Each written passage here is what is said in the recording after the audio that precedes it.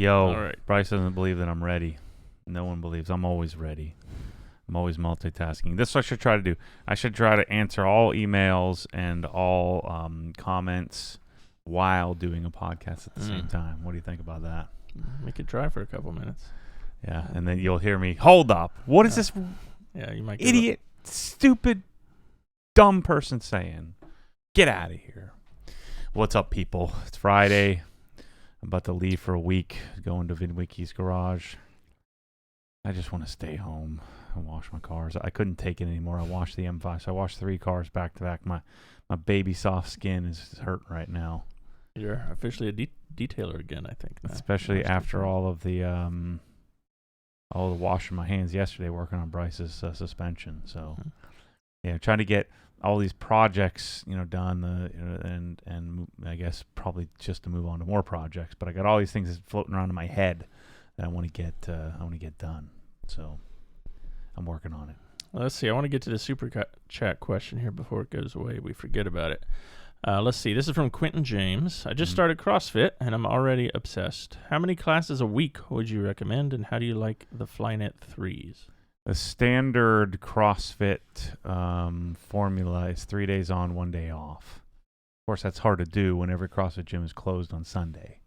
And so, I'm going to try to go every day, 6 days a week. I skipped Wednesday because I felt like I was going to die. I don't know what the heck was wrong with me, but I felt terrible. I had a splitting headache. But, the goal is to go 6 days a week, Monday through Saturday, and take Sunday off. So that's what I would recommend, especially if you get really into it. And it kind of depends on what kind of shape you're in at the moment. Yeah, you don't want to go from 0 to 6. Yeah. 3 would probably be a good start, and then, and then before you're ready, go to 4 or 5, and before you're ready, then just go every day. Yeah, when I first started, I wasn't in great shape, but I also wasn't like obese. So I did 3 or 4 days a week at the beginning. That was good for me. How do you like the Flynet 3s? That was the other part of this question here. Yeah, they're cool. I like wearing them around, but they're not good for running just randomly in. As our buddy from Nike would say, they're race shoes. It's kind of like a race engine, like a qualifying engine. Yeah. You wouldn't go driving around town in that. I get that now. I don't think I want to race in them either, though. But then again, I'm not racing, so maybe if I raced, I would. So they're super comfortable, but for running, you have to be like at full stride. Otherwise, I find that. So I think if you're like a 5.5 minute miler, like for quantity, then 5 to 6 minutes, something like that. If you're a fast person, then yeah, you could probably run on those all the time. But me, I'm running 8.5 minutes at this point. So I'm not striding enough to make it worth my while. All right, I want to go to this other question that Quentin also asked here a little earlier. I have a big truck like Chris. Is there any chance of getting the Incredipole or OG Spec platform in the store for us truck guys? I don't know. This is hard. I was just thinking about this when I was driving over here. We were talking about this with our I don't know what you call Brad, but our web specialist, our marketing specialist, who we're working on some inorganics, inorganic marketing. I've got some products in the store that I really don't like that they're there because it's very retail-y. Like our Jenny compressors, like it's hard to get, all the compressors here in photo. They weigh 600 pounds a piece. What am I supposed to do with them? Whereas I can buy a little pressure washer and sell it, easily. And so I don't want to get into this like retail realm where I have, this just random bunch of stuff. But that is something that is certainly viable. And as we, we're morphing or moving to a new site, which will have a much better menu driven system, I think I can start to solve individual problems and take some of my individual recommendations for something maybe I'm not using every day in a video that could still be segregated and organized where it wasn't confusing and didn't become just this retail thing. Because what I'm not interested in is just trying to capture all. It's like a normal retailer. I'm going to get 7 different types of soaps for washing a car. And I'm going to get all 7 of these soaps so that I can capture, because some people like this and other people like that, and some person might like that. And you can get on that slippery slope of ending up, offering too much stuff. I don't want to do that. Note to self: if you're at work, don't Google search Incredipole, because there's some interesting results that pop up here. So that's what we're looking for, not that and that and that. Yeah.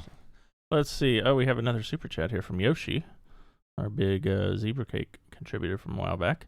I hear Matt is a huge Ariana Grande. Is that how you say it? Ariana Grande fan? What is his favorite Ariana Grande song? No, I'm not. Oh, you don't listen to her while you're watching your cheer show on Netflix? No. Yeah, No. I mean, yeah. I think Caroline, my daughter, listens to her. Yeah, I mean, I wouldn't. It would come up in the top 40 list if you were to, play that at times. But I try to stay up on the modern stuff. You're not up on that one. Yeah, I mean, just play, the Spotify top 50. But no, I wouldn't classify myself as a fan. All right, let's see. From JD on Instagram. On the front end of my truck, the bumper is chrome. Can you apply Colonite over the chrome pieces? If not, what would you recommend to protect it? Yep, I'd put the same thing on that you put on the paint. Put it on there. Problem is, it's so soft. I mean, it's likely to scratch. So try not to look at it too often. It's harder to just polish that out. Let's see. Austin here in the chat wants to know, hey, Matt, can you go over some unexpected maintenance items on your RS, or have they been relatively problem-free? Oh, yeah, there aren't any. There's nothing. There's like nothing. You change the spark plugs at 12,000 miles. You change the oil whenever you darn well feel like it. It's like that recommendation is like 15,000 miles, or once a year. So change the oil whenever you feel like it, and that's freaking it, man. There's like nothing to do. Nothing fails, nothing breaks. I mean, guys beat the crap out of them. I don't think there's anything on those cars. The first generations of them, of course, had oiling issues and may have long-term mileage issues with oiling and wear. But Porsche's been standing behind it, so they don't have like quirks like a lot of cars like. The M3 would be throttle actuators and rod bearings or something specific where you have failures. But GT3s don't really, especially the current generation, doesn't really have much. Well, let's see. This is a comment more than a question, but I thought you'd appreciate this from Lane on Instagram. Thank you for chasing and providing great info on the Karcher pressure washers. I bought a K1700 from the OG store, and it'll be arriving today. I could have gotten it with free shipping on Amazon, but your information is invaluable. That's what I'm banking on and hoping for is that people, especially with that, if you're going to buy some sort of package form, you'll probably end up spending more over saving the $15 in shipping by, buying it on Amazon, trying to get all the parts and pieces. And so I'm hoping that people will honor the source and, the methodology there. So this goes back to retail. I mean, the smart thing to do would be to try to capture every Karcher. So why don't we just sell them all? I don't want to do that. I want to sell the one that makes sense. And so in my testing, the K1700 had the most flow. And so when you do the 18, 19, and 2000, the 1800, 1900, 2000, they had less flow, a little bit more pressure. And so it made sense to me that the 1700 was the kind of the best of that class of that version of pressure washers. It's the most compact. It's really the only one that I can tell that's kind of built the spec outside of the AR. AR is kind of AR Blue is OEing for everybody else, but Karcher's is a little less built to break spec, and so. That's the reasoning behind choosing that it was good enough with a good enough warranty that I could offer it and not end up with huge problems of having to support it. All right, let's see. Jeff on Instagram wants to know, what is that skinny little tool that's new in the store? What do you actually use that for? This is called an aircraft tool, an aircraft skin wedge. The idea is it's designed to pry off skins, like the aluminum skins that make up body panels on an aircraft. Well, my friend Derek from Sound in Motion in Boston sent one to me as a gift. He just said, hey, we use these all the time. I'm always seeing you trying to pull apart panels. So he sent me one of these things, and I've used it everywhere, all parts and pieces of all kinds of things. And it's basically a metal thumbnail. It'd be like using your fingernail without breaking your fingernail off. And so you're able to kind of get in and pry things, both, I guess in a perpendicular plane, but also twist in a twisting plane. You could, and you don't damage things, even though it's metal. What is that? It's like a zinc plated stainless or something. Not stainless, but it's like a zinc plated steel. It's just this nifty little tool that costs a few bucks that I think I want to put one like in every cabinet of everything everywhere, because it's just so darn useful. And so what I did last week is, I was sitting here, Chris is watching me, and I said, hey, I'm going to buy these darn aircraft tools. Can you place this order? And so I bought 1,500 of them. I want to try to figure out who makes them so I can buy them direct. But I bought them from a distributor, and they, so I bought them in 3 packs, and then I separate them out so that way I can at least make a few bucks on them. But they're, I'm selling them for $12 a piece. It's the best darn tool in my cabinet.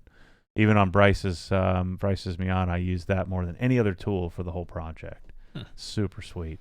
And so I figured rather than always asking me, I need to pay more attention to this. When people are asking me, where do I get that? Where do I get that? Where do I get that? I need to just go get it. Go make it happen. Get it, put it in the store, and say, here it is. Because the only places to get this are not like sophisticated online. If you go on Amazon, I think it was like $20 or something like that. And it's not even Amazon. It's some shady looking crappy picture. And you just never feel confident buying these obscure things. And so I can hopefully create some confidence to people to buy this little tool, and they pay a couple of bucks to have me ship it to them. So let's see. 4140 alloy steel is a chromium, molybdenum, and manganese containing low alloy steel. High fatigue strength, abrasion and impact resistance, toughness, and torsional strength. Interesting. So, super stout.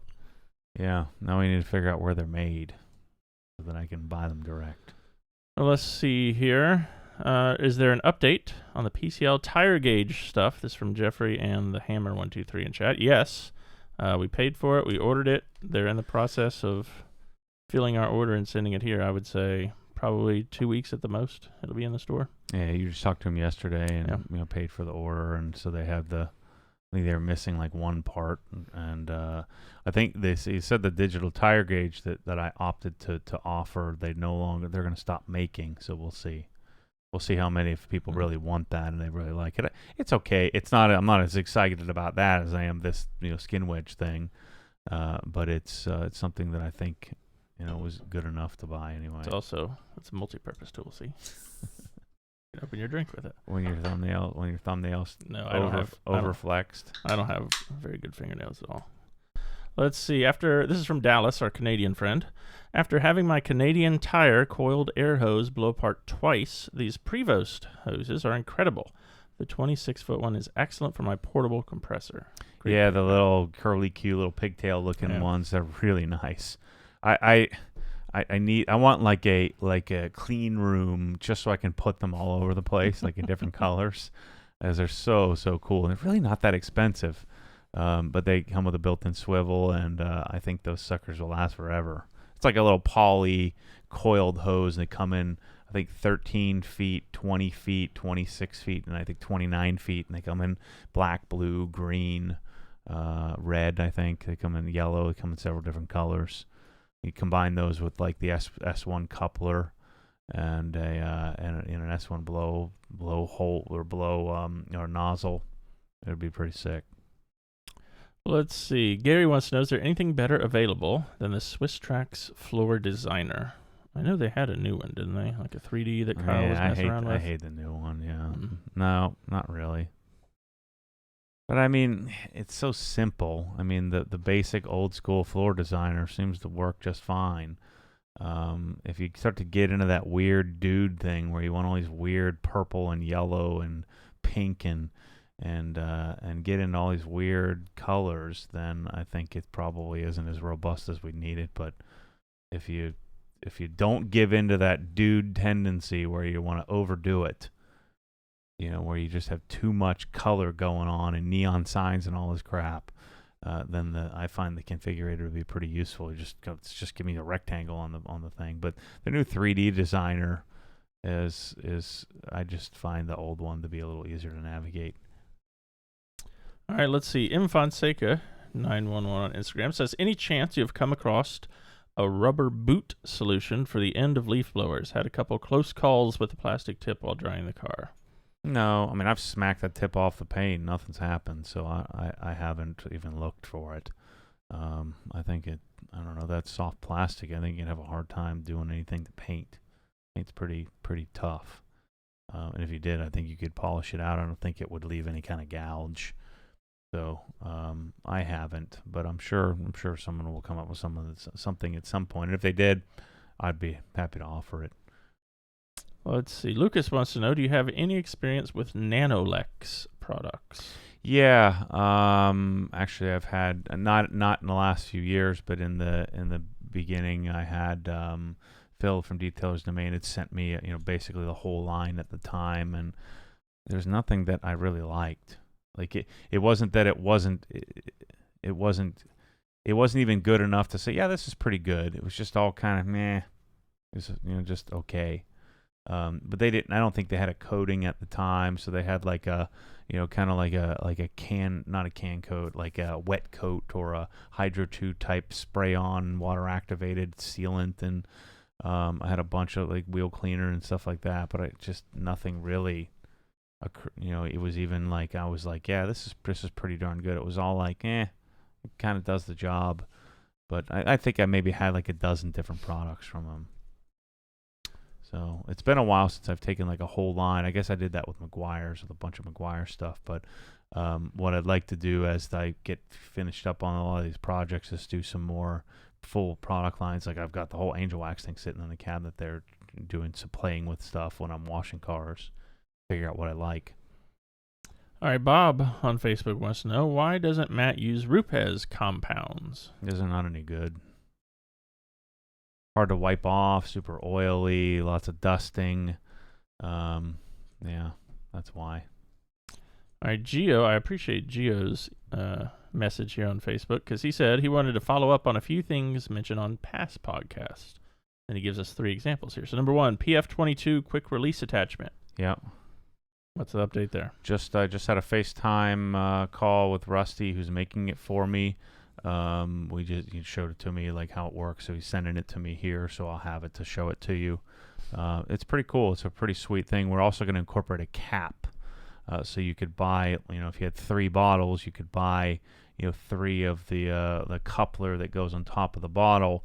Thing you have to remember, though, I know exactly what people are going to say. That looks bad. We got to add like an 1.5 or 1.75 inches of bulk to the top. So think about, we're adding a neck to the neck of the bottle, and so it's going to look a little bit odd in order to get that. But I love the idea of screwing on a metal collar onto the plastic bottle, and then you don't ever have to take it off again, and you just pop the fitting into place. And then we'll have a cap as well. So if you wanted to have one foam cannon but multiple bottles with different products in it, you can just cap it off and just pop it on and pop it off. It's going to be pretty cool.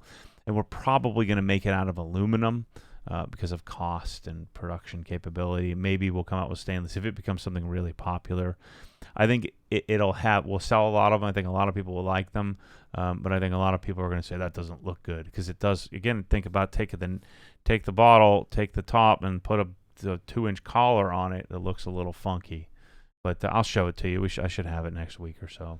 It's pretty cool though. He's put a lot of expertise and energy into it, and I think it's gonna be pretty sick. All right, so that was the first thing Gio was asking about. The second, smooth jacket Cobra Jet hoses in gray. Any updates there? There isn't one. Doesn't exist. So, yeah, I don't think we'll have that anytime soon. I had Parker Hannifin come by. I'm going to be testing some of their hoses, but I suspect they're not going to be as good as the Pressure Flex stuff. So I'm going to talk to MTM about that again, but I don't think anybody makes anything in smooth jacket like that. There are pros and cons of the smooth jacket. I think the biggest is that it seems to be more pliable. So we're kind of stuck with blue at the moment. And then lastly, microfiber package update 3.0, whatever it's going to be? Any? Yeah, there's a couple more towels that are like the Gauntlet and smaller for wheel cleaning. Something I'm waiting on. I do need to go out to Idaho to help with the new studio and garage project they're doing out there. And so, like I said, I've got a dozen or so projects that I'm kind of finishing up here. I'm gonna get Kyle's car set up, Bryce's car we just did. I want to finish the Corvette. I'm going to finish the intake on the M5. I want to get the M5 sold, get the Corvette sold, and get the GT3 dialed in, get the M3 dialed in, and then I want to get the new suspension on the M3 and get either put the factory wheels back on or get the Clausens that I paid for that I still don't have, and chase that stuff. So get that stuff done so then I can chase some other things. All right, Jacob wants to know, and then there's also, who was it? Art here in the chat. Any update on the NSX effort? No. I still would like to do that. I just don't want to get into another car here right away. So I don't know. A lot of it, the NSX will depend largely on the GT4. So if I tomorrow get a GT4 allocation, then the NSX is off the table for a while. The NSX would also coincide with if I did a Civic project. I just think that as I think more and more about the effort and energy is going to be required to build Obsessed Garage Design, I think that the chances of me chasing that this year are pretty slim. But I do think an NSX would really suit me well. All right, let's see. This is from David, who sent us our care package last week. When dialing in a car like the M5 or the Vette, is there a certain percentage of the car's value that you use as a ceiling amount for modifications? No. I'm not a huge fan of building anything to a price point or doing anything to a price point. I just do what feels and seems right. But there's got to be some sort of subconscious mental level I'm willing to go to, because there's things that I don't do. Like I'm not shipping the Corvette to K-Tech to do a intake, port, and polish and all of that and pay, $15,000 to do it. And part of it was, they'd reach out to me and say, hey, we want to do your car. I said, okay, great, let's do it. Here's what I'll do. I'll pay to ship the car there. I'll bring me and my team. I'll pay for all of that. You guys just provide all the labor and the few parts that you need. And they never responded back. What they wanted me to do was come do it, do all the work, do all the promotion, do all the editing, pay all the money, give them all the money. They make a profit. They get all the marketing, and that's what they wanted. So at least that's the answer that I got when it was all said and done. I wasn't asking anything for free. Let's have an equal exchange in value. And because it was going to be a huge project and a week-long production and lots of editing and lots of expense, and I thought it made sense that they're going to come off on the cheap. What would you have to pay to have someone like me come up and document all of this stuff and bring you a bunch of clients? I think you'd have to pay a lot for that. I wasn't even asking to get paid. I was just asking, hey, let's do this project together. Let's see. I'm going to get to Dallas's super chat here in just a second, but I wanted to share what our Kyle shared in the chat. For those of you who ordered a 1322 TS, you got an email from them about a delay because of some issues with our supplier, but they have the boxes ahead of schedule, and if you're waiting on that shipment, it should be going out today from Maryland. So that's good news. Sweet. Let's see. Dallas says, I'm in the process of building a new home with a 30 by 38 foot garage. I want input from Matt and Kyle on electrical placement, heights of water hookups, blah, blah, blah, etc. When will this be a billable service? I want the info now, but can't buy the products till the house is built. So what's the halfway solution? Then one more here. I don't want to be the guy asking for expertise without fairly compensating, but like I said, the horse, in this case the house, needs to come before the cart, in this case the products. Yeah, I mean, I think guys like us stress out too much about electrical outlets and these things. So, there isn't really much help. I'm going to be like, put it here, here, here, here, and here. There's not really much methodology required in that. Same thing with lighting, the overhead lights. Take your room, choose how many lights you're going to put in it. We can tell you how many to put in there. Let's say it's that size garage. You're probably going to want 12 fixtures. take the room and just kind of divide it up and make it nice and symmetrical with that. Where the real expertise comes in is, what colors and things like that, which you can kind of help us through. But I don't know. I think that's a common question a lot of people have, that I think I want to be able to deliver something rather than just saying, put it here, here, here, here, and here, give me $500. So what we've done to this point is I say, put it here, here, here, here, and here. I'd appreciate it if you'd honor the source and, buy the stuff from me in the future with no guarantees. And I think that the vast majority of people will honor that. There are quite a few that wouldn't, that would take advantage. So I would say we're probably late this year, early next year from being able to provide that kind of thing and have an exchange in value there. Create a number around that. But in order to charge somebody for the service, we need deliverables. What am I going to deliver? And right now we don't have much to deliver. It's more of just a conversation. And I think that, I don't know. Because I pay my coach and there's no deliverable. It just gives me a sounding board and I basically do all my own work by just talking through things, and they give me some ask questions of me that I eventually have to figure out on my own. I don't know. We're working on it. I have to really sit down and think this through, and I'm doing that in little tidbits. But I need to start sitting down and taking a day to sit down and do it. I've been so project heavy this last couple of months. As a quick addendum to that, we had Art in the chat here say, I'll tell you what, if I had the opportunity to run electrical in my garage, I put outlets in the ceiling for a cord reel. And then Dallas said, he's already got that planned. So and even then, you don't need a lot of them, just a couple. And I wouldn't stress about the location, usually on a plan. And that's where I can help you say, do it here, here, here, here. Here's where I would do it. Just knowing, what's useful. And even then, it still may not be perfect, but that's what extension cords are for, and if you have a 30 by 38 garage, you have one 50-foot power cord reel in there, the thing could reach the whole garage. Where it becomes important is like if you're going to do in four corners of a lift or something like that, or where you would want to have it, reasonably accurate. But yeah, Kyle and I can help with that. Let's see. This is from Chase on Facebook. How is the case for a heavier cut compound going? I know you have M101 in the store now and don't really like it. Is Sonax Cut Max going to be a possible replacement? I don't think it's a replacement. It's an additive. Again, this goes back to the whole retail thing. Where do I draw the line? Now, I like having these compounds in my cabinet, so I think it would make sense to have a recommendation of to others to have those compounds. I like 101 a lot. I just don't like 101 for doing a whole car. I like it for treating areas or spot treating. And so, I think putting something like Cut Max or ACA 500 from 3D in the store would make sense. I just want to spend a little more time with those two. I've used what's the other one called?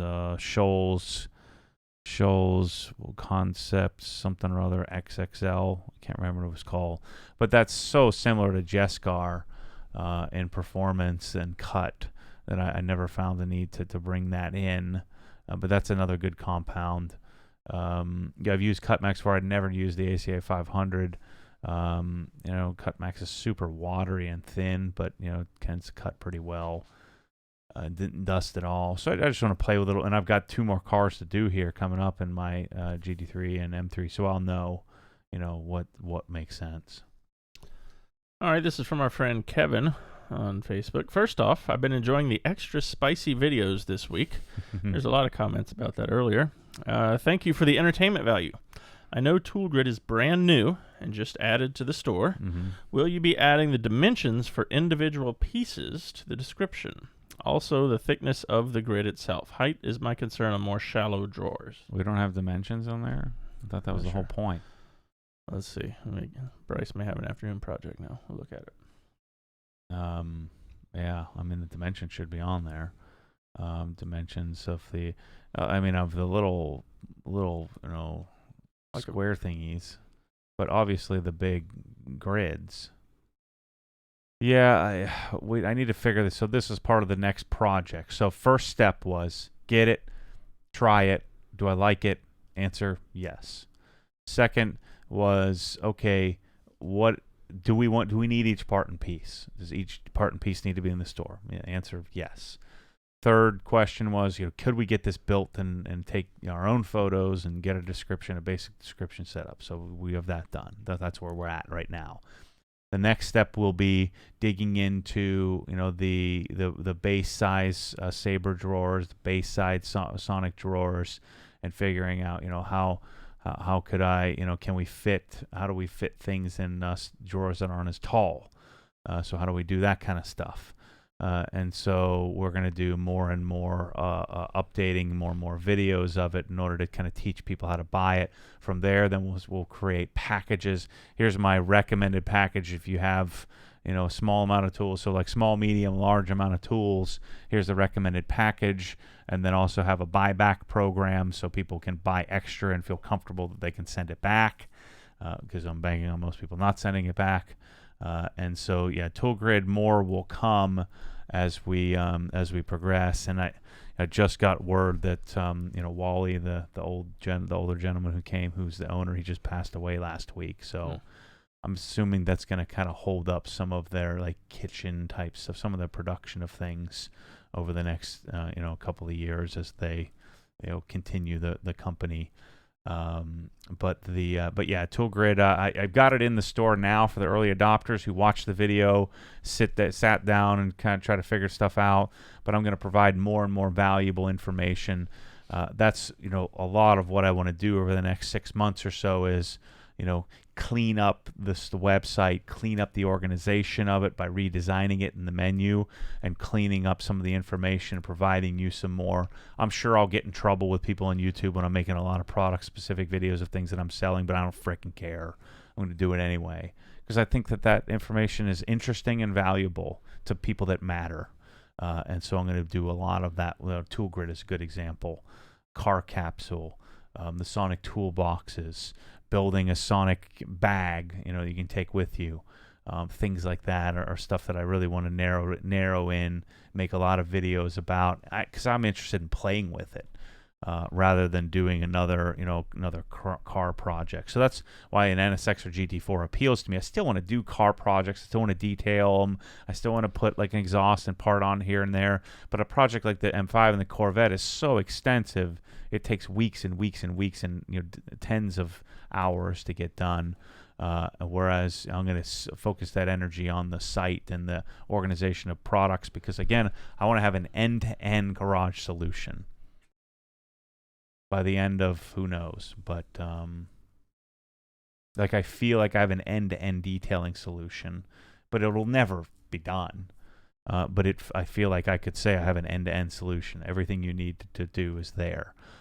And I want to have the same thing for the garage. It's probably going to take another couple of years to get there. So that's what I'm working on. Well, let's see. Bryce chimed in here. Dimensions of the tiny parts? No, he does not have those in there. Board should have dimensions. Might not have thickness. Then Eric chimed in and said the board thickness is 3/8 of an inch. Let's see. And then would like to have known the height because have really short drawers. So there are people who are working with short drawers or long drawers or etc. Yeah. So we probably need. We probably need to get some dimensions of height with board. You know what I'm saying? Mm-hmm. Does that make sense? Like with each one. Like what do we call there's like small and medium universal adapters. So yeah, that I think would be useful to people is what's the height. So we could stick it in the end of the thing, the board, and then measure it, with the little thingy underneath it, the little. Yeah. So we have the whatever the vinyl underneath, then the board, and then the object, and what's the overall height. I think would be useful. All right, thank you guys for that suggestion. That's good. Let's see. Showed up late, says Matt. Well, me too, so it worked out great. But the beanie arrived today. The embroidery is dialed in. Nice work, guys. Appreciate the effort. That's awesome. You got it done finally. Yeah, it took a while. Should I wear a beanie? And it's gonna be like 40 something in like next week, isn't it? Yeah, you should definitely take a beanie. Wear one. Yeah. Beanies make my head itchy. Let's see. Yoshi, another super chat here. I know you were contemplating replacing the Raptor. Have you thought about it anymore? Would it be replaced with another lower mile Gen 1 or go for something different like the Tahoe from the past? No, I think a replacement for that would be a Range Rover or a Cayenne. But see, the problem with doing that is then Michelle and the kids are going to mess it up, and then I'm going to be all stressed out, and we're going to go right back to where we were. So, as of right now, I have no intentions of changing anything. If I was going to do it, I'd probably just buy another, lower mileage, probably Gen 2 Raptor. Something that was used that I wouldn't be like all stressed out about. But right now, the Raptor should be good for another, 80,000 miles or so without major issue. If it starts having little problems that annoy me, then we'll just get rid of it. But I need it to be reliable, so I don't have to think about it. But I do need, that's another detailing series I should come up with, is dial in the Raptor again. I like to get, probably new wheels. When it needs new tires, I'll just get new wheels for it. Let's see. Nathan wants to know, do you have a comprehensive list of things you use but don't sell yet, like the Griot's Stool, Adam's funnel, etc.? No, I don't. And that list is narrowing the further we go. I'm working on, so the Adam's Stool is coming. We're going to have to figure out how to source better wheels, because I think the Adams only has 2-inch wheels. The Griot's has 3. So this could lead us down a very auto fanatic-like modification of a stool. I don't really like that stool very much. It's just this stool. It's like kind of the standard stool. So Bryce found whoever makes that thing. So maybe I should just make it myself, put an Obsessed Garage logo. I just don't know that I want my logo on that thing. It's not good enough. I'd rather just offer the Adams. It's something that I use and something that I would recommend because it's what we got. I don't like the other one a lot of people like, with that kind of little half back thing. I had one of those years ago. I'd never liked those. I think you got to be a certain body type for that or something. I'm not sure, but I never liked it. That Craftsman type. We got a couple people chiming in that if you want reliable, Land Rover may not be the best option. That's a good point. Yeah, the other problem, there's no Land Rover here. You know what would be a smart thing to buy would be a Land Cruiser. Buy or the Lexus, whatever they call the RX 500 or something. Buy one of those and you can have it forever and ever. But they're expensive, aren't they? They're like almost $100,000 or maybe a little over $100,000, depending if you get the Lexus or the Toyota version. But those they're super ugly, but they're just it's like the perfect vehicle from a... Oh, that is ugly. Yeah. LX450? The Lexus one isn't as ugly as the Toyota version. Yeah, that's when that's like the Indian doctor's car right there, because they're smart and they have money and they're going to use it for what it's meant to be used for, and they, and you have no problems with it. It's like what I would pick. A really smart person buys that car. Ponies up the smart, successful person buys that car. It's the person who, who's just, and they probably buy it used, they clean it up and just drive it for a couple 100,000 miles and get another one. So in other words, the opposite of me. So we should probably not even consider that, because I'm not smart and not frugal and not intelligent when it comes to buying vehicles. And I would want to buy a new one, and I'd want to get a new one in like a year or two. So scrap that idea. Let's just keep the Raptor. There you go. All right, Adam wants to know, any new news on the Maas Matic pre-orders? Yeah, it just arrived this morning. Of course, the two most important parts that didn't show up, which was the 3/8-inch female coupler and the M22 coupler, male coupler. So we're working on, hopefully they get them produced in time. They didn't have them produced in time to catch the boat. But yeah, we were sifting through it here today. My parents are trying to dig out of the MTM bottle situation I created for them and the skin wedge. And so the Maas Matic stuff, the stack sitting here, we're going to start digging through that here next week. So we should probably have it out in a week or so. Yeah, I feel like we've gained time because they told us it wasn't going to be here for another month, and it's here. So, but it's freaking cool to see a whole pallet of very cool Yeah, of the gun wand already assembled, ready to go. We pull it out of the pack, put it in a box, and ship it to you. That's pretty neat. Let's see. Jesper on Facebook says, my car is ceramic coated by a Sonax detailer, and I usually use CarPro Reset as shampoo and ECH2O diluted as a drying aid. The detailer recommends that I use Sonax products instead for it to be compatible with the coating. How important is it to use products from the same brand as the coating for maintenance washing? Not at all. The only thing you should just have to try it, though. You don't know if it's going to work. You end up with, after 3 washes, with a bunch of buildup because your stuff doesn't play well. You'd have to be willing to start fresh if you mess it up. But I would think that ECH2O would work with any kind of coating, so I would suggest that if you like that process, that there's probably nothing wrong with it, I would guess. Here's a good question from Neal on Facebook. Which car proved you wrong and changed your opinion about it once you drove it or dialed it in, not including the M5? So, have there been any cars? No, I mean, this is only a recent thing where I bought things that I wasn't certain of, or bought things that I bought for the experience of it. That was not an option. So, and this is why there's so much pushback from people that, I'm buying cars like the Corvette is a classic example. Just buy a car because I'm interested in it. I think it'd be fun. I don't think I'm going to like it, but I might. I may or may not, leaning toward the may not part when I bought it. And I'm doing it as part of a greater business. If would I have bought that car without the business? I probably would have. But it may not have been this soon in life. I would have had to been making lots and lots of money, and I probably still would have gotten one just for the fun of it if I'd gotten bored with Porsches and things like that. But generally speaking, I wouldn't buy a car that I wasn't already sold out on. And this is what happens with the Corvette people getting so mad at me because they bought that car. It's like they're everything. And every car I've ever bought outside of the last few years has been my everything. And when you have somebody on there that doesn't like it, by proxy, they're thinking, well, he doesn't like me. Now, they would have too much pride to admit that. I would too. But it's like this subconscious thing that's entering into the equation of, man, this guy's talking trash on my everything, on the thing that I've chased forever and I love. And a lot of times when you love something, you can't see the faults, which is fantastic. That's a great way to live. But I don't love it.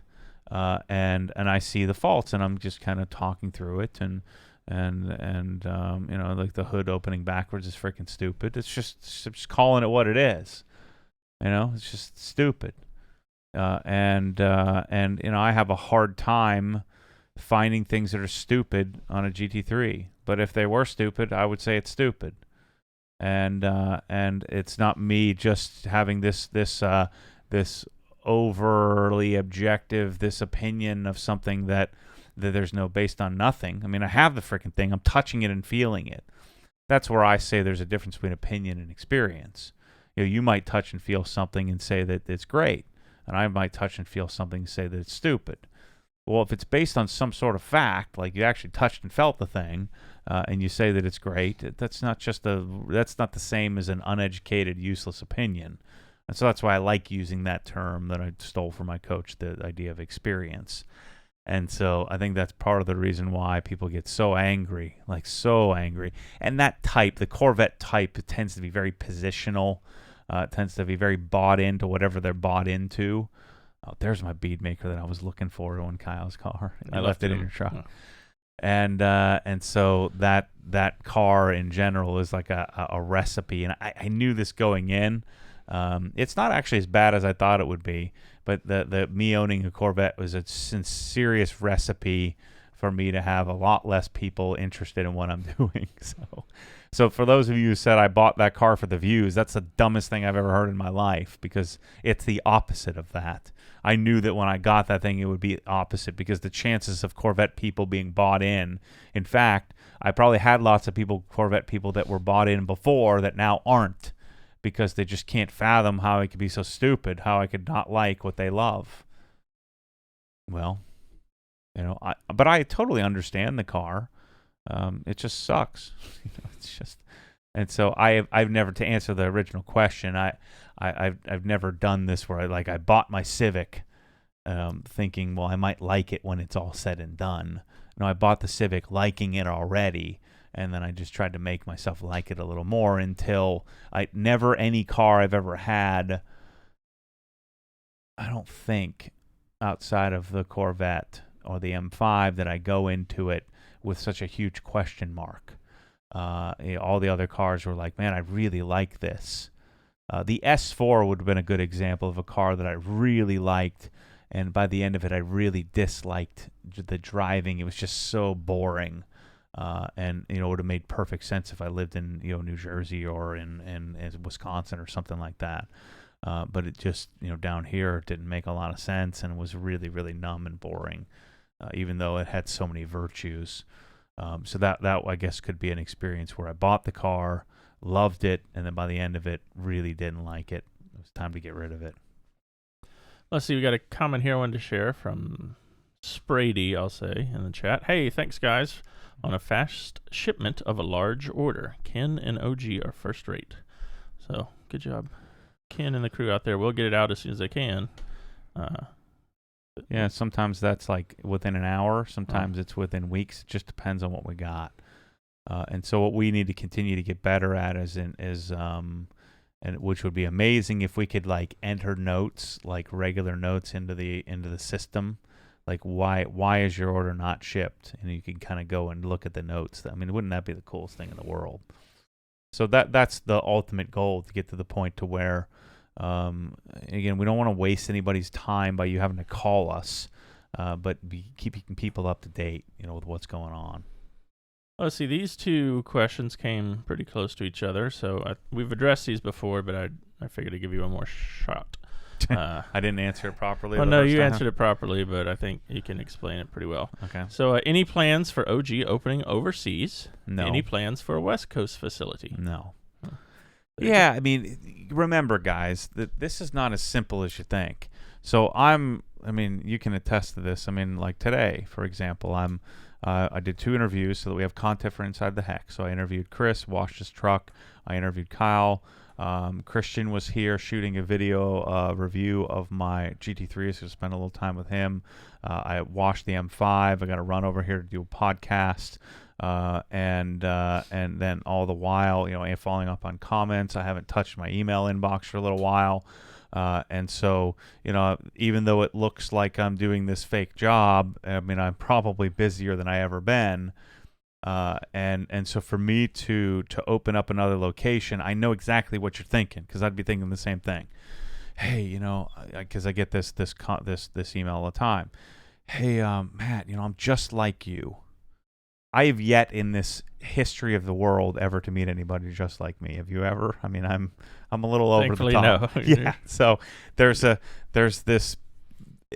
I'm not saying I'm better. I'm saying I'm very afflicted.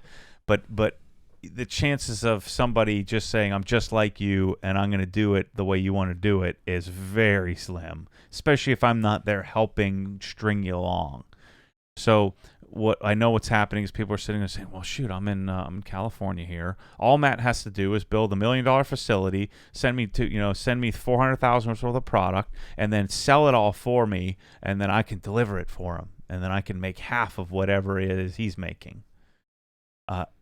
That's not going to work, right? I'm going to have to own it. I'm going to have to get the 99% of the revenue from it, and I'm going to need employees to deliver it in the way that I need it delivered. And so the likelihood of one guy in his his mom's basement being able to do that without me spending all the money, taking all the risk, and then having no time to go out and do this and make sure it's executed properly. So the odds of that happening is 0. And so where a West Coast and an international type facility would happen would be we're a multiple tens of million dollar operation, right? So we're already we've already have a well-oiled, beautiful machine here. It's just like a restaurant, right? The restaurant that gets franchised. Do you think that they went out and built 35 Chick-fil-A's before the first Chick-fil-A was really humming? And so this place, we're just figuring things out every day. I think we're pretty good, but the efficiencies that aren't, we don't even have barcode scanning for pulling and picking product yet. And so how could I teach somebody else how to do that, without me being there? And even then, I wouldn't be able to teach them. I'd have to have all of you go and teach them, and then how does that get done here? And so the likelihood of that happening in the not too distant future is pretty slim. Now we could double and triple and quadruple. It could really take off. So I'm not saying it won't happen, but to have multiple facilities is not in the cards anytime soon. Especially Europe. I mean, there's a whole set of laws and taxation, and just think about how complicated that would be. All these little minute complications that have created Obsessed Garage, if you went and broke it down and thought about how much you'd have to create, like in a day or a week or a month or 2 years, if you knew how much that was in the beginning, you'd never do it. Just think about all the little minute things that we've done, all the day projects that have turned into this tiny little company. But each tiny little company in the U.S. is a juggernaut when it comes to information, and there's probably a bunch of things we're still not doing right.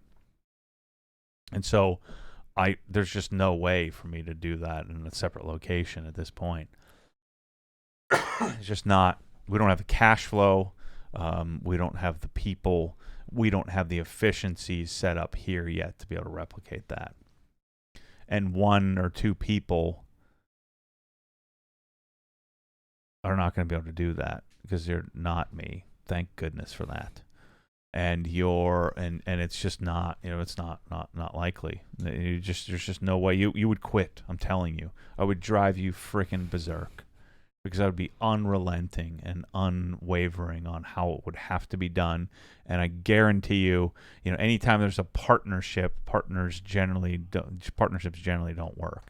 So do you want to be an employee and, I'm going to pay you $30,000 a year to work your face off without any direction on how it's done? It's just not. It's doomed to fail. All right, Jordan, that's your Camelia's husband, your marathon coach, is checking in. Mm-hmm. Snowing out there in Oregon. Said, thanks for the Friday updates, Matt.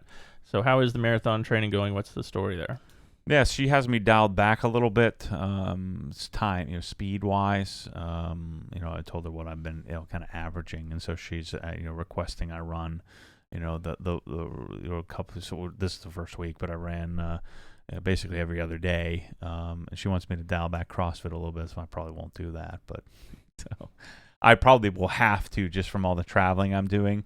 So this will be a good way for me to keep the CrossFit under control, so I'm not overtraining and get my runs in. But I've only done 2, so the third one would be I think tomorrow, or maybe I think it's Sunday. I have to do a 3 to 4 mile run.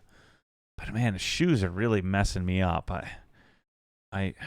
Which ones are you running in then? So I'm running in the darn the Hoka? Yeah, but my God, they're just there's too much fluffiness to them. My freaking knee hurts, but like in a weird spot, like in the kneecap area, and I feel like I just. So yesterday I ran in the gel something infinity. Gel Quantum Infinities. They feel like 1,000 pounds on my feet after running in the Hokas and the Flyknits. And I need to find the running shoes, because if I'm going to be doing these high miles, I need to do something different. And Jeff from Nike was sending me some examples, but I don't think real cushy shoes are the right ones for me. He just chimed in the chat there right as he said that. Yeah. Let's see. When will you be getting more Wolf's glass sealant from Justin? Justin, we have paid for it. They have produced it. Now it's a matter of getting it from Europe here, and they're waiting because of weather and such over there. They're having some issues, so hopefully very soon. We want it here as quickly as possible, but it's not here yet. I paid for a lot of stuff, so now we need to sell it. So we're gonna go on a little bit of a strike of buying new stuff for a little while. I got to show you something after the podcast. Remind me about that. Yeah. Let's see. Larry wants to know, Matt, if you were coaching a detailing enthusiast who wanted to start a small side detailing business, how would you recommend putting together detailing packages? Would you keep it simple, Or would you give a bunch of options with a bunch of add-ons? My initial thought was No. keeping it simple and offering a wash/wax and a ceramic coating package. I wouldn't have any freaking packages. I would just tell people what needs to be done. I'd look at the car and I'd say, this is what you need to do. How much money are you willing to spend? And with the end goal to get to the point where you're like Jim White and you're only doing what needs to be done. That's what you do all day, is you do what you want to do to the car in order to get it to a standard, and you charge an appropriate amount for that. I hate that idea of I would work every day to get away from well, we're gonna do a one-step on this. In other words, you're gonna do a crappy job because that's what they're willing to pay for.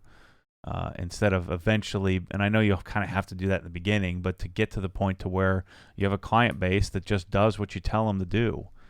And so like my M5, I talked about, we kind of pushed polish around. I'm not going to chase every scratch. That was the appropriate thing to do for that car. The Corvette, I needed to do 3 steps of correction. That was the appropriate thing to do for that car. So some cars don't need their freaking carpets shampooed. You tell them to buy some new carpets. That would be the appropriate thing to do. And so I would want to get to the point and figure out a plan where I could execute getting to where this would be sort of step 1. You start out doing these packages things and you try to get whatever jobs you can get. And then the next step is to try to do less and less of the getting jobs that you can get and being more selective. And then the next point would be to get to the point to where you're only working on things where it's appropriate.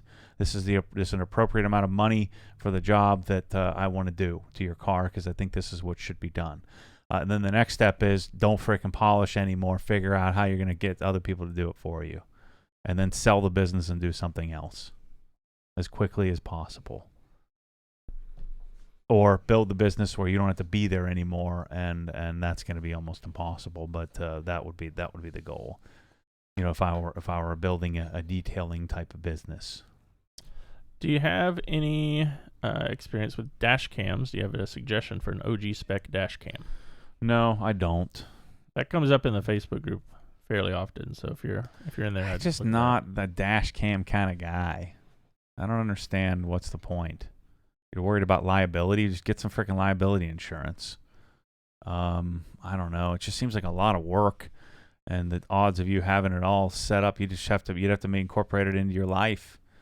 It's kind of like a pocket knife. You've got to, if you're going to everyday carry it, it doesn't do you any good to have like a really great pocket knife like I do, and I never have it on me. You have to make that commitment to it. So if you're going to make the commitment to managing and monitoring your dash cam, make sure you're downloading the footage and keeping an eye on things. I'm just unwilling to do that. And so, if you're really into that kind of thing, I think you'd have to really make that commitment to it. I think we all go into things, wanting to commit, and so I think you buy one and you try it. But I just know that I have no interest in that. If someone comes and smashes into my car, I'll get a freaking new one. I've got insurance for that. That's what I'm paying for insurance for. I don't really want to get into a dispute with anybody. And if someone runs into me or something like that and I lose. I don't know. I just feel like a dash cam is it's like things that I don't want to know about. Like I don't want to know what's going on. And I don't want to pick fights if I don't have to. And I feel like a dash cam is just looking to try to win an argument. And an argument that I don't even want to have. So that's why I just have great insurance. No questions asked. They'll just write me the check. I pay a lot more for that. So that's my philosophy on the dash cam. But I'm not saying you're wrong. You just have to. I just think you have to commit to it. If you lackadaisical about it, you won't have it on when it needs to be on. You won't have a memory card in it when it needs to have a memory card. I think you need to build some sort of process or system around it. Because I've never done that, I don't know much about them because I never really wanted one. All right, on Instagram, Travis P wants to know, do you think a coating on high-touch leather is worth it? For instance, steering wheel, shift knob, etc., or would it be better to just go with the maintenance with Swiss Vacs? No coatings on leather ever. Doesn't make any sense. You're clogging up a breathable material with something that you can't get off if you want to get off. Don't do that. Stick with the color lock stuff. Color Lock Swiss Vax, just like a leather protection cream, where it's still breathable. You don't want to lock it up. At least that's my philosophy on it. But I'm not a leather expert. I just know that all the companies that make leather coatings, I've never met one of them that's a leather expert that's making a leather coating. They're just making something that clogs up the leather. Doesn't make much sense to me. On that subject, another question here from Instagram. Last September, Lars and Ram came from Color Lock to work on your M5. Their products, mild and strong cleaner, shield protector, seem very impressive. What made you decide to go with Swiss Vax instead? Well, the Swiss Vax protection is Color Lock. It's the same stuff. So it's made by Color Lock. And the brush is the same, so it's made by Color Lock. But the cleaner, I really like the universality, and forget that. I like how universal the cleaner from Swiss Vax is. It's just great, and so the cleaner's a little bit different, and so that's why. You Googling my English words and I'm making up. No, I was Googling Color Lock because I know that there's a training coming up. Yeah. So I wanted to get the details on that. But yeah, it's COLOUR. Yeah, I did that with their weird spelling. Let's see. Yeah, so they're coming. There's a couple of spots left. They're coming to train, doing a training here. I'm not hosting it. I'm hosting it, but I'm not doing it. I'm not putting it on. February 4th and 5th, which is a Tuesday and Wednesday. Yeah, it's the days before Mobile Tech.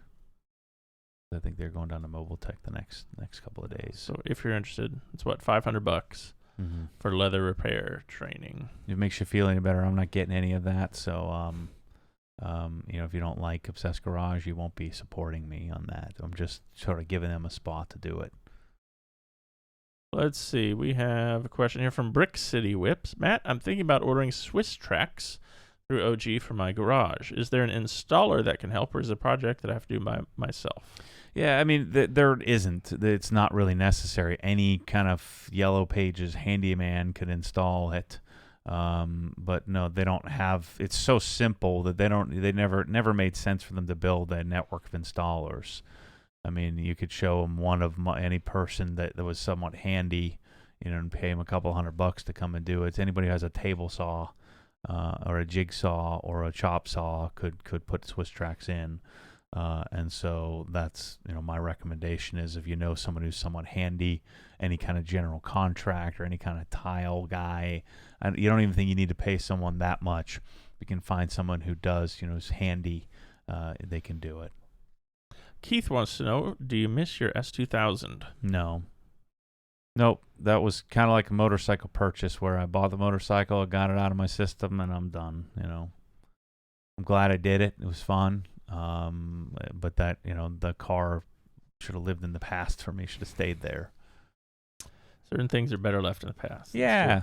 But you won't know unless you try, Derek on Instagram wants to know, hey, Matt, does your Raptor have a drop-in or spray-in bed liner? Do you have a preference? Spray-in. I like spray-in better. Yeah, it's a rhino-lined bed liner. Ooh, this is a good one. This will take you back to the past here. From probably Anthony Martino on Instagram. Question regarding car audio. I just picked up a 2019 Grand Cherokee as my daily driver. Yeah. Plan on doing some sort of audio system. I was thinking something along the lines of audio control, speaker amp, sub amp, and signal processor. For speakers, I'm torn between Focal speakers or the Kicker QS series. Do you have any insight on a solid 6x9 and 6.5-inch speakers for an OG spec car audio system?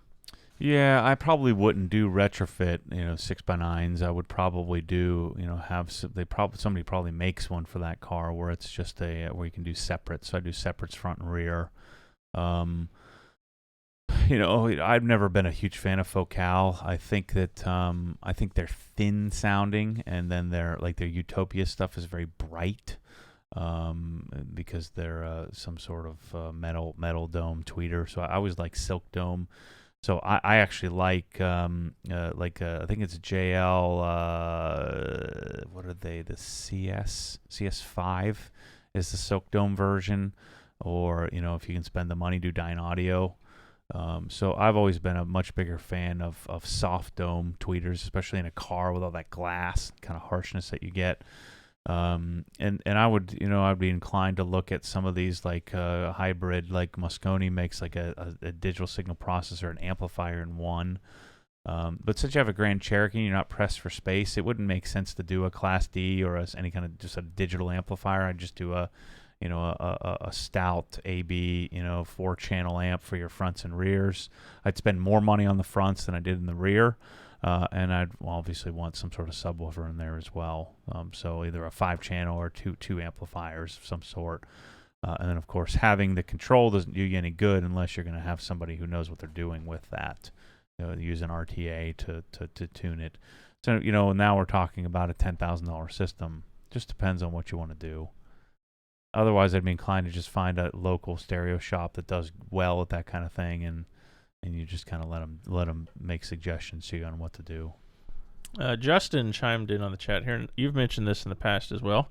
Hey, they have that cutter that you use for Swiss tracks at Home Depot for rent. Sometimes. Yeah, depending on the store, they do have that. Sometimes, and a lot of times the blade isn't proper, and it won't work. It's either too big or too small. So just very rarely do they, but in some major markets they will. It's a carpet tile cutter. Let's see, Brett Taylor here on Instagram, he's the one, by the way, who provided the I Love Corvette. I love my Corvette. Oh, thank you. Yeah. I ordered 2 pieces of tool grid to line one drawer on my Snap-on box. Do you think there's a possibility we can convince them at some point to make wider sections? I'd rather have one whole piece than 2 pieces butted together. Don't worry, Sonic cabinets are in my future. Yeah, I think possibly if we had standards. But again, they have to draw the line somewhere. I would have to guarantee lots of sales, and so since I think the Snap-on box is junk, that's not going to be one of the candidates. And so, yeah, I don't think it's not in the cards right now. I mean, they have to draw the line somewhere. But I think if it's cut properly, the seams won't be quite as noticeable as you think. But yeah, I agree with you. I'd rather have one single piece that's cut to fit. It looks like Bryce is chiming in here on your speaker talk. Check out Morel speakers too, he says. So. Yeah, Morel's okay. Hertz is another one that's pretty decent. Let's see, Logan on Instagram says, I got a zebra cake with Matt's name on it. If he can get Sonic to make a rolling toolbox with a 10-inch or more deep drawer at the bottom. I don't know about y'all, but I like a mobile detailing cart. I can keep all my chemicals, towels, tools, and accessories in that I can roll around my garage. Yeah. I'm down with that. We'll have it tomorrow. I wouldn't count on that, yeah. TC wants to know, have you ever used Ammo Reflex in conjunction with the Power Lock Colonite combo? If so, what was your experience with that? No, I used Reflex with Skin and Cream. But Colonite Power Lock is far superior to Skin and Cream, especially from a contamination perspective. But I don't know that Reflex is really necessary with that combo. Let's see. Keith wants to know, is there any update on the next shipment of Press-All bottles? No new news there. We're still kind of going back and forth trying to get all that stuff sorted out. So they have a new sprayer head for the blue and the translucent and the green or yellow, I guess they call it. So now we need to get it here, and then we'll get some more blacks and reds. I think are also on the docket for that. Ron wants to know from Instagram, any advice for a 29-year-old with student debt trying to obtain a business loan to start my own company? I admire your success and have been following your story since the Renless days. I've learned a lot from you, but I'm stuck without a capital investment. That's a good question. What would I do there? See, I'm not a huge fan of leaving your career in order to start a business and not having the capital to do it. So when I started Obsessed Garage, I didn't start Obsessed Garage until I had the money to do it. Right? So I didn't buy T-shirts until I had the cash to buy the T-shirts. But yet again, if you have a really solid, I don't know, man, it's so tricky because, so many businesses have started from something like that where you just took a huge risk and huge gamble. I just think the odds of that, so the odds of you doing something like that And I don't even know if that's what he's saying. He may still have a job and he just wants to start up something but needs some capital.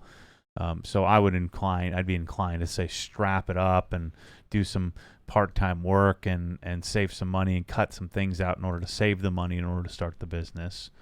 But it may be a business that immediately generates, I guess I'd probably need more context. But if you had a business that immediately generated cash flow, that it might make sense to borrow some money to do it, It'd be no different than borrowing money to buy a building or something, or a house or something like that you could generate income from. Yeah, I don't know, because if it really does work well and you still don't have the cash to buy the stuff, to keep up with it, you can just grow yourself right out of business. I'd have to think about that some more. Maybe we can ask me that next week. I'd be inclined to say, if you have a good gig, if you're not already underwater elsewhere, meaning you don't have a bunch of credit card debt or a bunch of car loans and a mortgage and all this, and second mortgage and all this other stuff. So let's say you have your house, you put your 20% down, you've already paid down some of the mortgage, you've got your emergency, you got $20,000-$30,000 in the bank.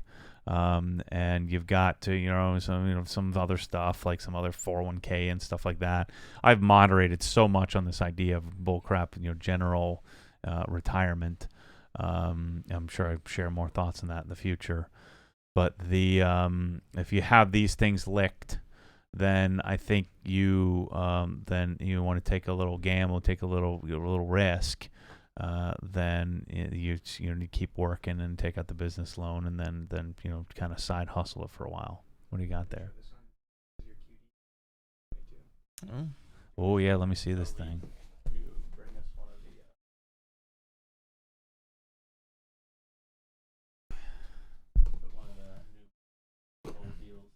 Oh yeah, bring me one of the Maas Matics. Yeah. Give me my knife too while you're. Where is it? And a cheeseburger. Yeah. One that's never allowed to be used because it's $2.90. So I've never actually seen this. He's opening the quick disconnect for the bottle. Yeah, this is our prototype. I'm such a dumb practitioner because every other tool that I'm so confident that people are lazier than they are efficient that. Good luck trying to copy this idea. While he's doing that, let me throw something out to all of you so we can kind of pull from your collective knowledge and ideas. So Matt is doing this video series where it's a wash and chat, kind of. But he's washing the OG employees' vehicles as he interviews us and gets to know more of our story. So we're trying to think of a good name for it. We've been drawing blanks. So if you have any good ideas, put them in the chat. Think on it.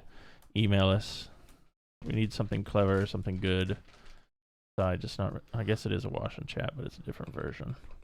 All right, so this is one of one, and what Rusty made this out of. This has some there's some steel components in here, so there's a little bit of rusting and discoloration, but it would eventually be made of all aluminum. So these are of some prototype materials that he's made it out of. But the concept here is to put a threaded collar, threaded plug inside of the head of the gun, and then you have to have some sort of receiver collar. Then this is made up of 10 components, I think he said, and so we need some. This has to have some height because you got to be able to capture the threads of the foam cannon. And then you have to have room for the ball bearings and the components inside to capture or receive it. And so the concept here is you take, this screws in, so this is our plug, if you will. And then you would screw this onto the bottle, like so. So this way you're never unscrewing again. So once it's screwed on, it'll stay on forever. And then you take and snap it in place. So the question was, this new bottle, could it support? See, it's a little bit wobbly there, but I think that's sufficient. Is this enough to support? I think you would just want to do at least for the time being, two-hand operation. I mean, I guess technically, that's pretty sweet. So this does add some bulk to the height of the bottle and looks a little bit off, a little bit odd. But there really isn't much else we could do here. It creates some swivel ability, but that's pretty darn cool. And think back to, if we're talking about the bulk, when you first got your quick disconnects for your Maas Matic gun, that was very bulky in the beginning as well. But I just don't know how we could save any distance here. The way you could save it is if we, in future designs of bottles, if we had a neck that wasn't so long, reinforce this here so there isn't any give.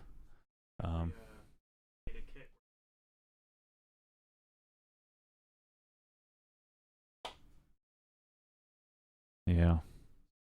And then there's a cap, so we would incorporate a cap that mirrors this that you could pop into place. That's what our quick disconnect solution would look like. Yeah.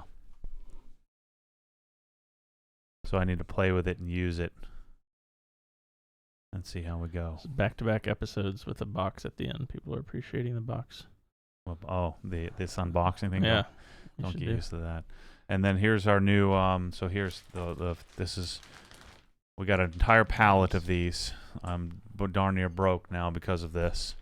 But we've got our first private labeled, co-branded or co-labeled version.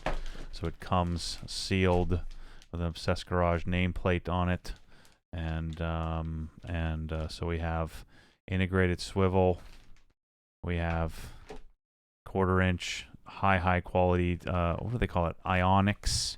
It's T304 stainless into an integrated plug on our wand, and then the same high quality, a little different configuration, but same high quality 1/4 inch quick disconnect, and then the nozzle protector on the end, and then all you have to do is install whatever size nozzle you would need with the Obsessed Garage nameplate on Maas Matic version. So we do have.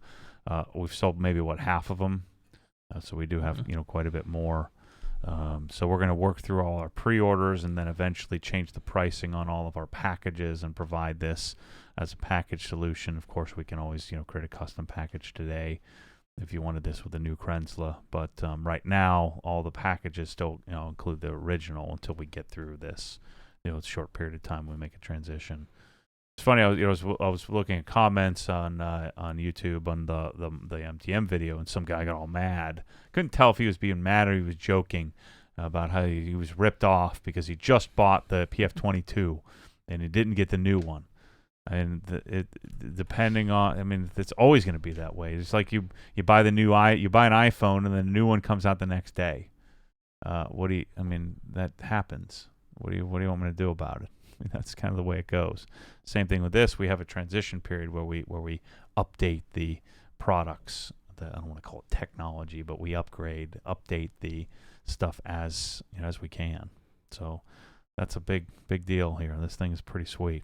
It's a long time coming from using 8 inches of bulk and different connections with a crappy MTM M407 to now having my own version with my own nameplate on it is pretty sick. That is a nice touch there. I like that. It's blue. Yeah, not purple. Yeah. Let's see. A couple of quick questions here. What knife is that? Knife nuts want to know. This is a Chris Reeve. This is the large Sabenza. There you go. Mississippi Water Spotters is all over it. He knew that. That's good. Yeah. So carbon fiber handle. This was given to me by a gentleman who owns knifeart.com. He sent me and technically Michelle the small one, which I didn't give it to her because she'd cut her arm off. Chris Reeve. This is the large Sabenza. So sick. Such a cool knife. It's so nice I don't even want to use it. But I do use it. It's got some sticky stuff on here. But yeah, I have the large and the small. Actually, I like the small one a little bit better than this is the larger version. What is that, like a 4-inch blade? I think the smaller one has like a 2 3/4 or something like that. Super sick. Let's see here. We got a couple suggestions. Well, let me get to Yoshi question first here. Have you had any experience with wheel locks? Looking for a nice set so my new wheels don't get stolen when I park in some sketchy parts of town. Not really. Yeah, I mean, I would usually stick with whatever manufacturer wheels. That's usually what I always ended up with. I've never had wheels stolen, though, so I don't know. Let's see. Suggestions on our wash and chat with employees here. Obsessed Mobile Detailing says call it employee rents. Let's see. Keith says soap and talk. Wash and chat with OG Kyle, Chris. Dialing Back series. Your biggest fan is here, Steve Isho. Says love you, Matt. Biggest fan here. That's cool. Now you know who number one is. OG Wash and Interview. Back to the Basics / Dialing Back with OG. All right, these are good. Keep them coming. We need some sort of play on interview because it's an interview. Yeah. Like interview with with an introvert or something. Somebody out there. Interview by an idiot. Suds with staff. There we go. Wash to know. Yeah. Well, there's only going to be 10 of them, so 8 of them, 9 of them. Behind the wash. These are good. So, yeah. Is that all I got today? We tapped out. Yes. Short one today. Although we may want to get, because we never did get really a close-up of this thing. That's probably the coolest part of it. Yeah. Why is someone saying they want to see what it looks like? Introverts interviews. I got one right there, sitting on the darn thing. Lubricating the nuts. Watch an interview with OG. That's funny. Decon chat. OG interview. INNER. That one on there too. This is number 1. Prototype number 3, I think. The problem is these didn't show up. Or the M22. So we're hopefully bringing those in over by air. I think they finished them. So, but the good news is that all of these work with, MTM and all the other types of QDs, couplers. So, audio only listeners, sorry you didn't get to see any of that, but it looks cool. I forget about that. Yeah. So if you're out there running right now, keep running, but you can't see anything. Yeah. Just go to obsessedgarage.com and click buy. All right, now next week, you're gone all week, so no podcast next week, unless we can convince somebody else to do this. Who knows? Whole video series on all kinds of cool products and installation of stuff. Yeah, it's going to be sick. You're staying at a luxurious apartment with top-notch amenities. Is that what it says? Yeah, that's the description. You got me in this Airbnb bull crap. She, and I'm like, I knew I was in a real high-class thing when I get a second follow-up message. We need your name, birth date, email address, middle name so we can do a background check. I'm like, what? This is a freaking $900 room for 8-9 days. Like, you need a background check? What is going to happen here? This is so stupid. I almost told her to freaking get lost, but I've got nowhere else to go. Airbnb. Good. I don't want to lose my $20 credit you got for me. All right, so you're gone all next week, and then most of the following week. Next thing I'm gonna fly somewhere southwest to stay in an Airbnb. And what else is on that? Rent from budget rent a car. Avis. You get an Avis entry level Yaris. Yeah. Great gas mileage. Oh man, yeah. I'm not doing that. I sit in the middle seat. Can't even plug my cell phone in. Let's see. Gosh. Oh, this is a good one. Nuts and Dolts. Funny. Good job, Jeff Morris. That was a terrible thing to ask. These guys have no idea what they're doing. there's some very creative people. No vision. Yeah. Patrick 94 GSR is with me. Airbnb is the way to go. No. Yep. No. I've stayed in a caboose, a TP, a tree house in Costa Rica. They did a background check on you? Make sure you didn't damage it? No. Did you see that? My name is good there. I'm like, I can go to the frickin' Ritz-Carlton. I don't need a background check. I just give them my credit card and I go and stay. And it costs more per night than this place does in a week. What? I thought Airbnb was like just a bunch of other random people sharing their homes with other random people. Now it's become this, hokey, entry level cheapo way to stay somewhere. Yeah, then now they got all corporate. They had to change. Yeah. All right, let me address Ethan's question, then we'll go here. Are there going to be another batch of hoodies coming soon? Yes, those hoodies, shirts, etc. that we had from the giveaway, we're going to transfer over to the store very, very soon so we can get those sold. Yeah, cool. Very, very good hoodies. I like mine a lot. Got it. Next week, I'd love to see the podcast with a bunch of OG employees. Bryce needs his spotlight already. That's from Eric. Yeah. We got a Bryce video coming up soon with the Miata, so be on the lookout for that. Mm-hmm. Yep.